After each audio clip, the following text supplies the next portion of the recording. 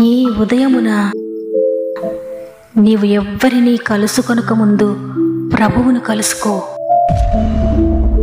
నీవు ఎవ్వరినీ చూడకముందు ప్రభువును చూడు. నీవు ఎవ్వరితో మాట్లాడకముందు ప్రభువుతో మాట్లాడు. నీవు దేనిని వెదకకముందు ఆయన రాజ్యమును, నీతిని వెదకు.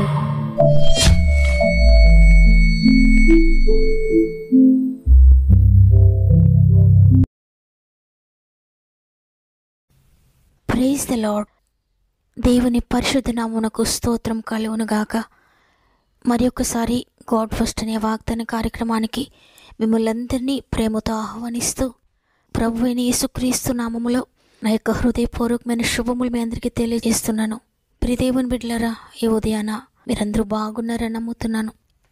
దేవుని అత్యంత కృప మీకు తోడైంది. మీ పరిస్థితిలో ఒకవేళ మీకు వ్యతిరేకంగా ఉన్నా, శత్రువైన సాతాను మిమ్మల్ని బాధిస్తూ ఉన్నా, మీతో పోరాడుతూ ఉన్నా, నీకెన్నో అబద్ధాలు చెప్తూ ఉన్నా ఎంతమాత్రం భయపడకండి. అపవాదిని ఎదిరించండి, అప్పుడు వాడు మీ ఎదురున పారిపోతాడు. మీ జీవితంలో అపవాది యొక్క ప్రతి క్రియను కూడా దేవుడు లయం చేయబోతున్నాడు. అందుకే తన వాక్కు నేను మీ గృహాల్లోనికి పంపుతూ ఉన్నారు. దేవుని వాక్కు మిమ్మల్ని శుద్ధి చేస్తుంది, మిమ్మల్ని బలపరుస్తుంది, మీకు శక్తినిస్తుంది, మీ జీవితాల్లో అద్భుతాలు చేస్తుంది. అందువల్ల దేవుని మాటను పట్టుకొని ఈ రోజంతా ఆయనను స్తుతించండి. ఆ వాక్కును విశ్వసించి ఆ వాక్కు ద్వారా మీరు ముందుకు నడవండి. దేవుని మాట మీ జీవితంలో నెరవేరుతుంది. మరి ముఖ్యంగా మీలో ఇంకెవరైనా సమస్యల్లో ఉంటే మీ యొక్క ప్రతి ప్రార్థన అవసరత నాకు తెలియచేయండి కామెంట్స్ ద్వారా. తప్పక భారం కలిగి మీ అందరి కొరకు ప్రార్థిస్తున్నాం. మీరు కూడా దేవుని సందులో సమర్పించుకోండి, ప్రార్థించండి. ప్రార్థన ద్వారా మాత్రమే మీరు అనేకమైన విజయాలు పొందుకోబోతున్నారు. మీ జీవితంలో అద్భుతాలు చూడబోతున్నారు. మీరు ఎటువంటి బలహీనతలో ఉన్న విశ్వాసంతో చివరి ప్రార్థనలో ఏకీభవించండి. సర్వశక్తుడైన దేవుడు మీ అందరి జీవితంలో జోక్యం చేసుకోబోతున్నారు. అందువల్ల విశ్వాసంతో ప్రార్థనలో ఏకీభవించండి. మీ నమ్మిక ప్రకారంగా మీరు పొందుకోబోతున్నారు. సమస్త మహిమ, ఘనత, ప్రభావములు దేవునికి చెల్లునుగాక. ఈ నూతన ఉదయాన దేవుడు మనకు అనుగ్రహిస్తున్న శ్రేష్టమైన మాట చదువుకుందాం. కీర్తనలు 3వ అధ్యాయము 5వ వచనము. యెహోవా నాకు ఆధారము, కావున నేను పండుకొని నిద్రపోయి మేల్కొందును. ఆమేన్. ఈరోజు ఈ ఉదయాన్ని మాటలు వింటున్న ప్రియ సహోదరి, ప్రియ సహోదరుడా, మనం ప్రతిరోజు అనుకుంటాం, నేను పండుకున్నాను, నేను తిరిగి లేచాను, ఉదయాన్నే నేను పనులు చేసుకుంటున్నాను, నేను ఆరోగ్యంగా ఉన్నాను, నేను నా పనిని చేసుకోగలుగుతున్నాను అని. అయితే ఇక్కడ వాక్యం సెలవిస్తోంది, నువ్వు పండుకుంటున్నావు, తిరిగి లేస్తున్నావు అంటే అది కేవలము దేవుని యొక్క బ్లెస్సింగ్ అని. దేవుని యొక్క ఆశీర్వాదం వల్లనే నువ్వు పడుకుంటున్నావు, నువ్వు లేస్తున్నావు, నువ్వు ఆరోగ్యంగా తిరుగుతున్నావు. కేవలము ఆయన నీకు ఆధారంగా ఉండి నిన్ను నడిపిస్తున్నారని. ఈ వాక్యాన్ని ఇంగ్లీష్లో చదివితే మనకు అక్కడ స్పష్టంగా అర్థమవుతుంది. అక్కడ ఏం వ్రాయబడి ఉందంటే, I lie down and sleep, I wake again because the Lord sustains me అని. అంటే ఇక్కడ దావీదు భక్తుడు చెప్తున్నాడు, నేను పడుకున్నాను, నేను లేస్తున్నాను అంటే కేవలము దేవుడు నన్ను నిలబెట్టాడు కాబట్టి, ఆయన నా జీవితాన్ని సస్టైన్ చేస్తున్నాడు కాబట్టి నేను ప్రశాంతంగా లేస్తున్నాను. ఉదయాన్నే నేను మరలా నా పని నేను చేసుకుంటున్నాను. ప్రతి రాత్రి నేను పండుకొని ప్రతి ఉదయాన్నే నేను లేవగలుగుతున్నాను, కేవలము దేవుడు నన్ను లేపుతున్నాడు కాబట్టి అని. నిజమే, మనం అనేక సార్లు దీనిని గుర్తించలేకపోతాం. ప్రతిరోజు జరిగేదే కదా. నేను చిన్నతనం నుండి ఈ విధంగా నేను పండుకుంటున్నాను, ఉదయాన్నే లేస్తున్నాను, నా ఆరోగ్యం బాగానే ఉంది, నా పరిస్థితులన్నీ బాగానే ఉన్నాయి, అందువల్లే నేను ఈ విధంగా ఉన్నానని. కానీ మనం ఆలోచించని విషయం ఏంటంటే, మనం ఈ విధంగా ఉన్నాము అంటే కేవలము ఆయన కృప వలననే, ఆయన మనల్ని నిలబెట్టడం వలననే, ఆయన మన జీవితాన్ని సస్టైన్ చేస్తున్నందువలననే, ఆయన మనకు ఆధారంగా ఉన్నందువలననే ప్రతి దినము మనం దాటుతున్నాం. ప్రతిరోజును మనం ప్రశాంతంగా ముగిస్తున్నాం. ప్రతి దినము కూడా మనము మన జీవితంలో రొటీన్గా మనం వర్క్ మనం చేసుకోగలుగుతున్నాం. ఉద్యోగంలో ముందుకు సాగగలుగుతున్నాం. మన పని పట్ల అన్నిట్లో కూడా ముందుకు సాగగలుగుతున్నాం. కేవలము దేవుడు మనల్ని సస్టైన్ చేస్తున్నాడు కాబట్టి. ఈ విషయాన్ని కనుక మనం గుర్తిస్తే, దేవుడు నాకు ఆధారంగా ఉన్నాడు, ఆయన నాకు కొండగా ఉన్నాడు, కోటగా ఉన్నాడు, ఆయన నాకు సమస్తముగా ఉన్నాడు అని గుర్తిస్తే గనక, ఆయన నాకుండగా ఇక నాకు భయం ఏమీ లేదని ఒక ధైర్యాన్ని పొందుకుంటాం. గొప్ప విశ్వాసంతో ముందుకు సాగుతాం. దావీదు అదే విధంగా ముందుకు సాగాడు. దావీదు జీవితంలో తనను బాధించి వారు ఎంతో విస్తరించి ఉన్నారంట. వారందరూ కూడా ఆయన మీదకి లేస్తూ ఉన్నారు. అయితే దేవునిని ఆయన కేడంగా పెట్టుకున్నాడు. ఆయనను అతిశయాస్పదంగా పెట్టుకున్నాడు. ఎలుగెత్తి దేవునికి మొరపెడుతూ ఉన్నాడు. అందుకే దావీదు జీవితంలో దేవుడు కాపరిగా ఉన్నాడు. కాపరిగా ఉండి ప్రతి దినము కూడా నడిపిస్తున్నాడు. పచ్చిక గల చోట్లలో దావీదును నడిపిస్తున్నాడు. దీని క్రింది వాక్యాన్ని మనం చదివితే 6వ వచనంలో వ్రాయబడి ఉంది, 10,000 మంది దండెత్తి నా మీదకి వచ్చి మోహరించినను నేను భయపడను. దావీదుకు తెలుసు, దేవుడు నా జీవితాన్ని సస్టైన్ చేస్తూ ఉన్నాడు, నన్ను నడిపిస్తూ ఉన్నాడు, ఆయన నన్ను నిలబెడుతూ ఉన్నాడు. కాబట్టి ఎంతమంది నా మీదకి వచ్చినా, వారు ఎటువైపు నుండి వచ్చినా, నలుదిక్కుల నన్ను చుట్టుముట్టినా సరే నేను భయపడను. ఎందుకంటే వారికంటే శక్తి కలిగిన దేవుడు నాకు ఆధారంగా ఉన్నాడు. వారిని అణచివేయగలిగిన శక్తి ఆయనకుంది. ఆయన నన్ను నిలబెడుతున్నాడు. కాబట్టి ఇవేవి కూడా నన్ను ఏమీ చేయలేవని చెప్తున్నాడు.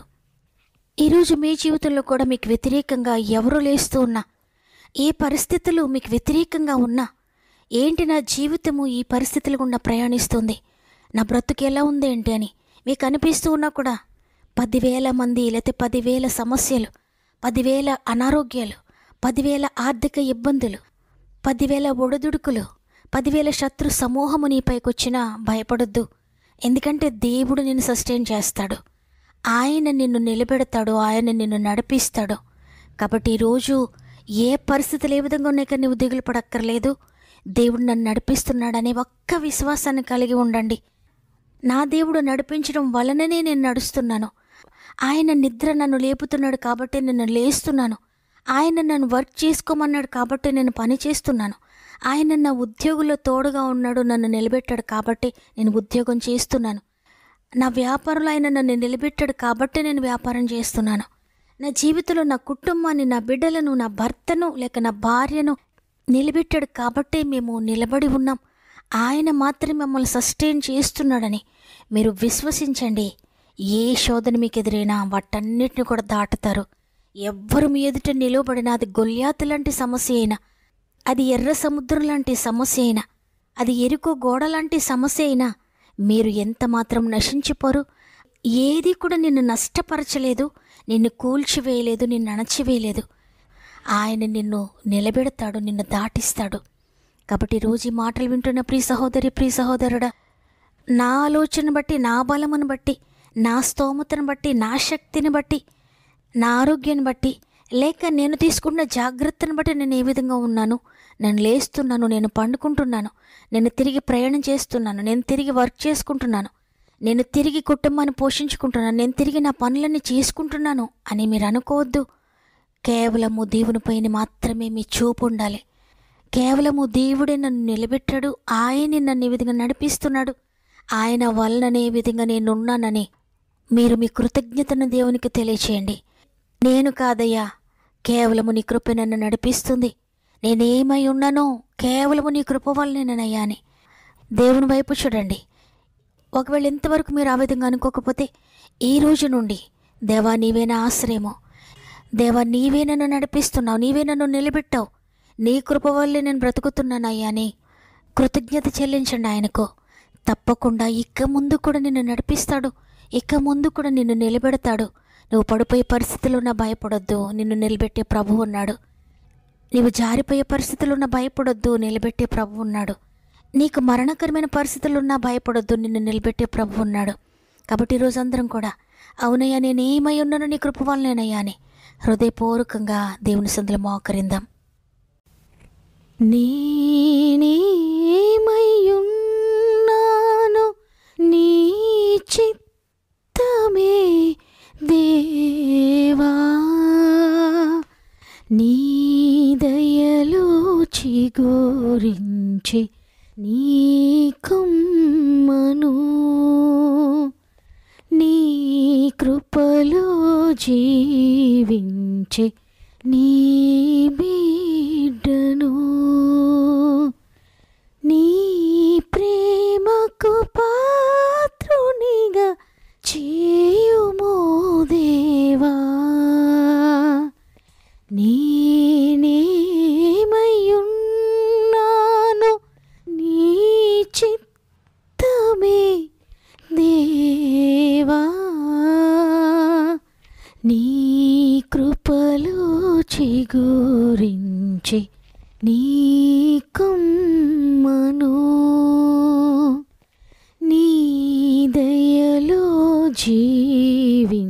వచ్చి నీ బిడ్డను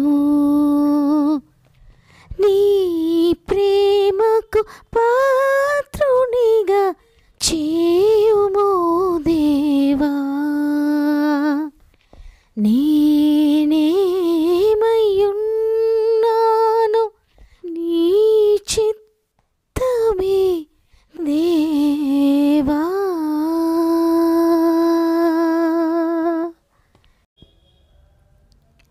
వాగ్దానాన్ని నమ్మిన వారందరూ ఒక్క నిమిషం నాతో మోకరించినట్లయితే ప్రార్థన చేద్దాం.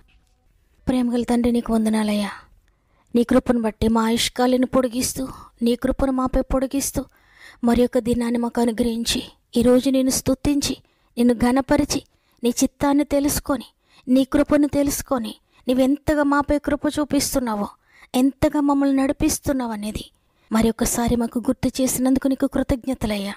అవును తండ్రి, నీవు మమ్మల్ని నడిపిస్తున్నావు కాబట్టి ఈ విధంగా ఉన్నాం. మీరు మమ్మల్ని నిలబెట్టారు కాబట్టి మేము నిలబడి ఉన్నాం. మీరు మమ్మల్ని సస్టైన్ చేస్తున్నందుకు వందనాలు. మేము ప్రశాంతంగా నిద్రపోయి తిరిగి ప్రశాంతంగా లేస్తున్నాము, తిరిగి మా పనులు చేసుకోగలుగుతున్నామంటే కేవలం నీ కృప తండ్రి. మా కుటుంబం నిలబడి ఉందంటే నీ కృపయ్య, మా బ్రతుకులు నిలబడి ఉన్నాయంటే నీ కృపయ్య. మేమేమై ఉన్నాము నీ కృపను బట్టి తండ్రి. ఇంతవరకు మమ్మల్ని, మా ఆత్మీయ కుటుంబాన్ని, మా కుటుంబాలన్నిటిని నిలబెట్టినందుకు నీకు కోట్లాది స్తుతులు చెల్లిస్తూ ఉన్నాను. ఈరోజు మాకు ఇచ్చిన వాగ్దానం బట్టి మా జీవితాన్ని మాకు మరలా గుర్తు చేసినందుకు నీకు కృతజ్ఞత చెల్లిస్తూ, నైనా ఎంతమంది వాగ్దానాన్ని విన్నారో వారందరూ కూడా వారి జీవితంలో కృతజ్ఞత కలిగి నీకు నిత్యము స్తుతి చెల్లిస్తూ, నీవిస్తున్న ప్రతి దానిని బట్టి కూడా వారెక్కడున్నారో అక్కడే నీకు స్తుతి చెల్లిస్తూ, మరి ఏమై ఉన్నారో దానిని బట్టి నీకు స్తుతి చెల్లిస్తూ ముందుకు సాగడానికి, కృతజ్ఞతతో ఉండడానికి కృప చూపించండి అయ్యా. ఆత్మీయ నేత్రాలు తెరవండి తండ్రి. ప్రతి ఒక్కరిని కూడా చేపట్టి నడిపించండి తండ్రి. మరి ముఖ్యంగా అనేక మందిని ప్రియమైన బిడ్డల సమస్యల్లో, శోధనలో ఉన్నారు, కన్నీటి పరిస్థితుల్లో ఉన్నారయ్యా. ఎంతమంది కామెంట్స్ ద్వారా వారి అవస్థలు మాకు తెలియజేస్తున్నారో ప్రతి ఒక్కొక్కరిని కూడా గాయపడిన చేతులకు అప్పగిస్తున్నా. ప్రతి కామెంట్ మీద యేసుని పరిశుద్ధ రక్తమును ప్రోక్షిస్తున్నాను. ఎందుకంటే పరిశుద్ధిని రక్తము, పవిత్రని రక్తము ఎంతో ఎక్కువగా శుద్ధి చేస్తుంది, ఎంతో ఎక్కువగా విడుదలిస్తుంది, ఎంతో ఎక్కువగా స్వస్థపరుస్తుంది, ఎంతో ఎక్కువగా పరిశుద్ధపరుస్తుంది తండ్రి. అట్టి విధమైన అద్భుతకరమైన విడుదలను ఆత్మీకుటం ప్రతి ఒక్కరికి మీరు దయచేస్తున్నారని, అనేక సాక్ష్యములు త్వరలోనే మేము వినబోతున్నామని నమ్మి ప్రతి కామెంట్ను కూడా మీరు ఆమెనంటున్నందుకు, జరిగిస్తున్నందుకు నీకు కృతజ్ఞత చెల్లిస్తూ, పడిపోయిన వారిని అందరినీ లేవనెత్తమని నీ బలమైన లేవనెత్తే చేతులకు అప్పగించుకుంటూ ఈ దినమును ప్రారంభిస్తూ ఉండగా ఈరోజంతా ఆత్మీయ కుటుంబానికి తోడుగా ఉండి ప్రతి పరిస్థితిని మీరు చక్కబెట్టి, ప్రతి పరిస్థితులు మీరు తోడుగా ఉండి, ఈరోజు ఎక్కడికి వెళ్తున్నా మీరు తోడుగా ఉండి, ఎక్కడికి వస్తున్నా మీరు తోడుగా ఉండి, ఏ పని ప్రారంభిస్తున్నా మీరు తోడుగా ఉండి నడిపించండి. ప్రత్యేకంగా ఈరోజు పుట్టినరోజులు, పెండ్లి రోజులు జరుపుకున్న వారందరినీ చేతులకు అప్పగిస్తూ, గతించిన సంవత్సరం మీరు తోడుగా ఉన్నందుకు నీకు వందనాలు చెల్లిస్తూ, నూతన సంవత్సరం అంతా కూడా మీరు తోడుగా ఉండి నడిపిస్తారని యేసయ్య పరిశుద్ధమైన నామములో అడిగి వేడుకొంచున్నాను తండ్రి. ఆమెన్. ప్రియ చెల్లి, ప్రియ తమ్ముడు, ప్రియ అక్క, అన్న, నన్ను నిలబెట్టేవారు ఎవ్వరూ లేరు, నన్ను నడిపించేవారు ఎవ్వరూ లేరు అని మీరు బాధపడుతున్నారేమో. ప్రభు ఈరోజు సెలవిచ్చారు, నేను నిన్ను నిలబెడుతున్నాను, అందుకే నువ్వు బ్రతికి ఉన్నావు, ఇక ముందు కూడా నిన్ను నిలబెడతానని. కాబట్టి నిన్ను నిలబెట్టే దేవుని ఆధారంగా చేసుకోండి. మీ ప్రతి విషయంలో కూడా ఆయన మీకు తోడండి, మిమ్మల్ని నడిపించబోతున్నాడు. ఈ వాగ్దానం నా కొరకే అన్నవారు వాగ్దానం ఎత్తిపట్టి ప్రార్థించండి, విశ్వసించండి. ఆమెనని విశ్వాసంతో కామెంట్ చేయండి. నెరవేర్పుని మీరు చూడబోతున్నారు. వాగ్దానాన్ని లైక్ చేయడం, షేర్ చేయడం మర్చిపోకండి. దేవుని చిత్తమైతే తిరిగి రేపు అందరం కలిసి ఆయనను స్తుతిందాం. అంతవరకు ప్రభు మీకు, మీ కుటుంబాలకు తోడేండి నడిపించును గాక. God bless you.